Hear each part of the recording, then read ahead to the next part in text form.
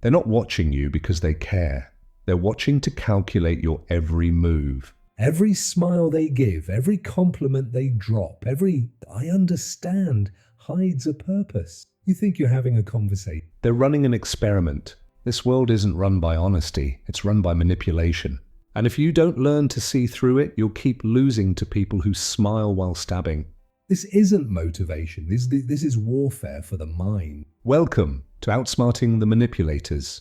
Part 1, the mirror defense. They think they've got you figured out. Your triggers, your reactions, your weak spots. But what happens when the mirror starts looking back? When every move they make bounces right back at them. That's when the game and you stop being their prey. Manipulators fear one thing more than exposure: reflection. They don't want you to see through them. They want to be the ones reading you, studying you, controlling your emotional temperature. But the moment you stop reacting emotionally and start reflecting strategically, their entire game collapses. The mirror defense isn't about revenge, it's about control. When they push, you don't push back, you reflect. When they try to provoke, you don't flinch. You return calm, steady energy. Imagine a manipulator trying to corner you with mind games, little digs, fake compliments, and emotional traps. They're expecting confusion, panic, guilt. Instead, you meet them with stillness, a soft stare, maybe a slow, "That's interesting." Why do you ask? In that instant, they lose the upper hand because manipulation requires imbalance. One acts, the other reacts. It's a dance of control, but when you stop dancing, they're the only one moving. And nothing unsettles a manipulator more than their own reflection. When you mirror their tone, match their rhythm, and remove emotional charge, they start to see themselves. The coldness, the lies, the fakery, and they hate it. You're not fighting them anymore. You're forcing them to confront their own disguise. Here's how you master this. Next time someone tries to gaslight you, twisting your words, making you question your reality, don't argue. Repeat what they said back calmly. So you're saying, "I imagined it." Then pause. Let the silence do the work. Don't defend. Don't explain. Just reflect. Their manipulation feeds on your emotional energy. Once you stop feeding it, they start starving. In relationships, this tactic turns the power dynamic upside down. Let's say someone constantly makes you feel guilty, playing the victim every time you set boundaries. Normally you'd explain yourself, apologize, try to make peace. But now you don't do that. You simply mirror their emotion. They act hurt, you stay neutral. They sound confused. You ask, "I'm curious, why do you feel that way?" You're calm, cold, unreadable. And that's when they realize they can't control what they can't read. The mirror. Defense isn't about silence, it's about strategic silence. It's psychological aikido, using their own force against them. Instead of reacting to their pressure, you let it bounce back with precision. Think of it like emotional judo. Their aggression becomes their own undoing. You'll notice something powerful when you start doing this. People who genuinely care for you will feel calm around your energy. They'll respect your steadiness. But manipulators, they'll get restless, angry, uncomfortable. Because they can't feed on calm. They can't twist control out of composure. They'll either retreat, lash out, or expose themselves in desperation, and that's your win. Not because you fought harder, but because you stopped being predictable. You took away their map. You stopped letting their emotions write your script. Here's the truth. The world doesn't reward emotional honesty. It rewards emotional strategy. Being kind doesn't mean being naive. And being calm doesn't mean being weak. It means you've stopped being readable in a world that preys on open books. From now on, when someone tries to pull you into their storm, don't react. Reflect. Let them drown in their own chaos while you stand still like a mirror, untouchable. That's the art of psychological dominance. Not noise, not aggression, but clarity and control. Part 2, the emotion vacuum. The moment they see you flinch, they win. The second you defend yourself, well, you're already trapped.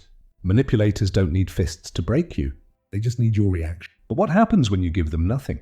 No anger, no confusion, no fear. Just silence that swallows their power whole. Manipulators survive on emotion, your emotion. Every insult, every guilt trip, every fake compliment they throw your way is a test to see how deep they can reach inside you. The real game isn't about what they say. It's about what they can make you feel, because the moment you feel, you reveal. The moment you react, you become readable, and that's when they win. But when you remove emotion from the equation, when you stop giving them data to work with, their entire control system collapses. This is called the emotion vacuum, the art of being calm when they expect chaos, the power of stillness when they demand reaction. Think about it. A manipulator throws a subtle jab, you've changed, or maybe they give you a compliment with poison inside it. You're so confident now. Almost arrogant. They want to trigger a defense, an explanation, anything that shows insecurity. But when you just smile slightly, or better, give no expression at all, they panic. Because you've taken away their fuel. They can't feed off stillness. Emotion vacuum doesn't mean you stop feeling. It means you stop performing your feelings. You still process them, but privately. Because emotion is data, and in a psychological war, you never hand data to the enemy. You keep it locked, silent, hidden. In public, you look calm, neutral, almost unreadable. Someone tries to provoke you, you don't react. You maintain eye contact, maybe tilt your head slightly and let silence answer for you. That silence is deadly. It's not weakness, it's precision. You're forcing them to sit in the discomfort of their own failed manipulation. You're showing them that no matter how much pressure they apply, they can't get a response. That's when their mask starts to crack. Here's the secret. Manipulators need control to feel alive. They need to see emotion in your face, guilt, anger, pain, anything that tells them they've struck a nerve. But when they see nothing, when your face becomes a blank mirror, they lose their map. They start second-guessing everything. They spiral, replaying their words, wondering if they miscalculated. They're not manipulating you anymore. They're haunted by you. In real life, this looks like restraint. Someone tries to guilt-trip you. After everything I've done for you, this is how you treat me? Most people panic and over-explain. You, on the other hand, simply look at them, pause for 2 seconds and say, I see. Then you walk away. You've just shattered their power without raising your voice. Emotion vacuum is psychological minimalism. The less you give, the more you control. It's how you turn the battlefield upside down. Instead of them pulling strings, they're standing in silence, unsure of their next move. They'll start trying harder, louder jokes, fake tears, exaggerated stories, but every attempt will fail because you're no longer reacting. You're calculating. This tactic also protects your peace. When you master emotional neutrality, you stop letting toxic people dictate your mood. You don't give energy to every insult, every provocation, every guilt trip. You stay grounded, like an ocean that doesn't rise just because someone throws a stone. And here's what they'll never tell you. Calmness is terrifying to manipulators. They can argue with you. They can twist your emotions, but they can't control your silence. Silence is a wall they can't climb. It forces them to face themselves. In relationships, this changes everything. When someone tries to create drama, to bait you into reacting, explaining, chasing, don't. Let them talk. Let them perform. You just breathe. Eventually they'll drown in their own noise. Because chaos only works when it gets a reaction. In every social dynamic, workplace, family, romance, the emotion vacuum gives you dominance without confrontation. It's quiet power, cold clarity, controlled absence. You're not empty. You're full of awareness. You're not emotionless. You're untouchable, and that's what breaks manipulators. Not shouting, not revenge, not explanation. Just calm silence and the refusal to dance to their tune. Part 3, strategic delay. They want you to move fast because speed blinds you. The quicker you react, the deeper you fall into their control. But when you pause, when you make them wait, you flip the entire power dynamic. Time isn't their weapon anymore. It's yours. Manipulators survive on urgency. I need an answer right now. Can you do this for me today? Don't think too long. It sounds innocent, but it's a setup. Because when you rush, you stop thinking. And when you stop thinking, you start obeying. That's their game. Force you into instant reactions so you don't have the space to see what's really happening. Strategic delay is the counterattack. The power move of slowing the rhythm when they're desperate to make you dance. It's not hesitation, it's control. You're not ignoring them. You're studying them. You're creating silence so their own impatience exposes them. When someone pressures you for a response, you wait. Not to be rude, but to reclaim the clock. The manipulator thrives in the moment of your panic. So when you remove that moment, when you say calmly, "Let me think about it," and actually mean it, you take away their stage. They don't know how to perform in stillness. Picture this. A coworker sends you a message pushing for a favor that benefits them. You see it, read it, and close your phone. You don't reply for hours, Maybe a day. In that silence, they unravel. They start wondering, did I push too far? Did they see through me? They text again, nicer this time. Maybe even apologetic. That psychological pressure turned backward. Delay gives you data. It reveals who panics, who manipulates, and who respects space. When you move slowly, you see clearly. You notice tone shifts, inconsistencies, hidden agendas, all the things that vanish when you rush. Time isn't empty, it's full of truth if you let it breathe. This works in person too. When someone corners you in a conversation, expecting you to react fast, don't. Take a small breath. Let the silence stretch for a few seconds. You'll watch the discomfort appear on their face. They'll start to fill the gap with nervous words, over-explaining, revealing their real intent. You haven't said a thing, and yet they're the one exposed. Strategic delay doesn't just buy you time, it shows composure. It communicates, I'm not reactive. I move when I choose. That subtle message rewires how people treat you. They stop demanding. They start waiting.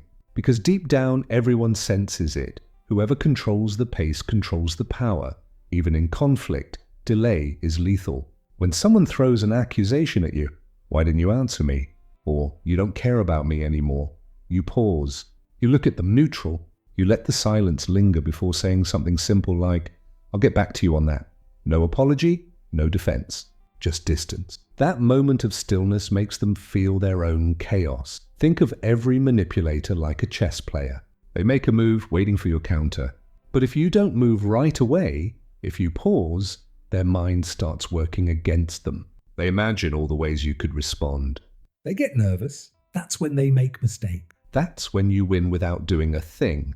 Delay is not weakness. It's the art of control disguised as patience. It's what separates amateurs from strategists. The one who rushes acts emotionally. The one who waits acts with intent. Machiavelli understood this centuries ago. Never interrupt your enemy when he is making a mistake. Strategic delay is how you watch that mistake unfold. When you stop giving instant access to your time, you stop being predictable. You stop being easy to play. And the world starts to adjust to your tempo. So the next time someone pressures you to answer, remember this rule. The more urgent they sound, the less urgent you should be. Because real power doesn't chase time, it commands it. Part 4, reward reversal. They feed on your need to be seen. They praise you to pull you closer, guilt you to keep you chained. But what happens when you flip the script? When their approval no longer moves you, that's when the hunter starts chasing the prey. Manipulators don't just control with words. they control with reward. Praise and guilt, that's their double-edged weapon. If they can't seduce you with compliments, they'll guilt you with obligation. You're amazing at this. No one does it like you. Sounds harmless until you realize it's a leash disguised as admiration. They're teaching you to crave their validation, to depend on their approval like oxygen. Reward reversal is how you cut that leash. It's not about rejecting kindness, and it's about owning your worth so deeply that no one can use it against you. The moment you stop chasing validation, manipulators lose their grip. You stop being their project, their puppet, their easy fix. Here's how it works. When someone flatters you excessively, most people melt. They blush, thank them, and unconsciously feel indebted. But not you. You give a polite nod, maybe a faint smile, and then you move on to another topic. You don't feed their need for reaction. You don't reward their bait. That small moment of indifference shifts the entire balance. Suddenly, they're the ones seeking your approval. The same goes for guilt. The manipulator's favorite line, After everything I've done for you. It's designed to corner you emotionally, to make you prove that you're still good. But when you simply say, "Not this time," and stop explaining, you become unpredictable. You've broken their emotional script. They can't guilt-trip someone who refuses to play the good person role on command. In this psychological war, your emotional response is the currency. Every reaction, every defense, every justification, it's payment. And reward reversal means you stop paying. You take your energy back. A real-world example. You're in a meeting. Someone manipulative takes credit for your idea.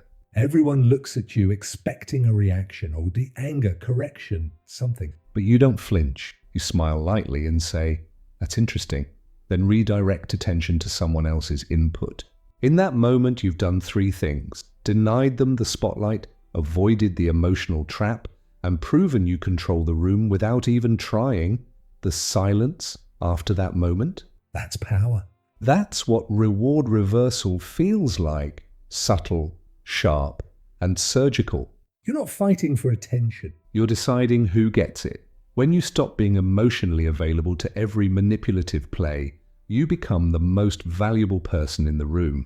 People begin to notice that your validation isn't free, that it has to be earned, and that makes them respect you or fear you. Both work. Remember, approval is control. Whoever gives it sets the rules. When you're the one who decides when, how, or if validation is given, you shift from being managed to being magnetic. You create mystery. You make people work for your energy instead of taking it for granted. In personal relationships, this is even more powerful. When someone tries to use affection or guilt to keep you small, you don't react. You go calm. You stay grounded. You show with silence that your peace isn't negotiable. They'll get frustrated. They'll test you harder. But deep down, they'll understand the old version of you, the one who needed their approval, doesn't exist anymore. Reward reversal isn't about arrogance. It's about boundaries. You're not colder now, you're clearer. You're not detached, you're disciplined. You give energy by choice, not habit. You decide who earns your kindness, not who demands it. Because once a manipulator realizes that your validation isn't for sale, they stop trying to control you. They start trying to impress you. I stop begging for approval. Now they beg for mine, and I decide when to give it. Part 5, Ambiguity Armor. The less they know, the more they imagine. And imagination is the perfect weapon because it never stops working, even when you're silent. Power isn't always about what you say. Sometimes it's about what you don't. Manipulators crave information. They study every detail about you, your patterns, weaknesses, hopes, triggers. The more they know, the easier it is to pull your strings. That's why the deadliest defense isn't confrontation, it's ambiguity. When people can't predict you, they can't play you. Ambiguity? Armor is the art of being understood just enough to seem open, but never enough to be fully known. You give them fragments, not the full story. You answer questions without really answering. You become the fog they can see through, but never reach. Most people overshare because silence feels awkward. They rush to fill the space, to prove they're trustworthy, to avoid being cold. But in doing that, they hand manipulators the blueprint to their mind. Every personal detail is ammunition. Every explanation is leverage. And once it's out there, you can't pull it back. The powerful rarely explain themselves. They don't justify, they don't narrate every move, and they never make their motives obvious. That mystery drives people insane because the human brain hates blanks. When you leave a blank space, others fill it with their own assumptions, their own insecurities. You're not even fighting anymore, they're fighting their own mind. Here's a scenario. Someone asks, "Why didn't you reply last night?" Instead of explaining, apologizing, or offering details, you say calmly, "Just had a long day." No more. The silence after that does more damage than any defense ever could. They'll replay that one sentence in their head for hours, wondering what you were really doing, who you were with, or why you didn't prioritize them. You've made their imagination your ally. Ambiguity armor isn't about lying, it's about protecting your internal world. Not everyone deserves access to your emotions, your plans, or your struggles. Manipulators use your honesty as a map. They'll act sympathetic today, only to use your vulnerability against you tomorrow. So you stay honest, but selective. You speak truth, but not the whole truth. Think of your life as a chessboard. The mistake most people make is playing with all their pieces visible. The master knows, keep a few in the shadows. Let others guess your next move. When they can't predict you, they can't preempt you. Even your body language can wear ambiguity armor. You stay still when others expect reaction. You smile when they expect anger. You remain calm when they expect chaos. Each unpredictable moment rewires their perception of you. They realize you don't play by emotional rules. They do. There's something magnetic about mystery. People chase what they can't fully read. When you become slightly unpredictable, slightly unreadable, you shift from known to intriguing. And manipulators? They hate intrigue. They can't manipulate what they can't label. Here's the paradox. By revealing less, you control more. By staying quiet, you speak louder. Ambiguity forces people to reveal themselves faster because they feel the pressure of uncertainty. You just sit back and watch. So, next time someone asks too many questions or pushes too hard for clarity, don't rush to satisfy their curiosity. Let them sit in the unknown. The people who truly respect you won't need constant access to your mind. The ones who don't will show their frustration. And that's how you identify who deserves proximity. Ambiguity. Armor isn't about hiding forever. It's about earning your peace. You're not distant. You're disciplined with your energy. You've learned that privacy is power and mystery is protection. They say silence is empty. They're wrong. Silence is full of power. They just can't hear it. Part 6. Emotional neutrality. They can't control what doesn't react. When you stop feeding their emotions with yours, the whole game collapses. The calm one always wins. Not because they're colder, but because they're untouchable. Manipulators thrive on reactions. That's their oxygen. They'll poke, provoke, flatter, guilt trip, anything to get a rise out of you. Because the moment you react, they know they've found your button. They don't even need to win the argument. They just need to move you. Once you move emotionally, they own the rhythm. Emotional neutrality is the power of not giving them that movement. It's not suppression, it's control. You still feel everything, you just don't hand it over. You process emotion privately, not publicly. You let silence handle what anger can't. Picture this. Someone's yelling, blaming you, trying to drag you into chaos. Instead of matching their energy, you stay calm. You breathe slowly, your face doesn't flinch, your tone stays even. You don't defend, you don't explain, you let them exhaust themselves. The moment they stop, you look at them and say quietly, "Are you done?"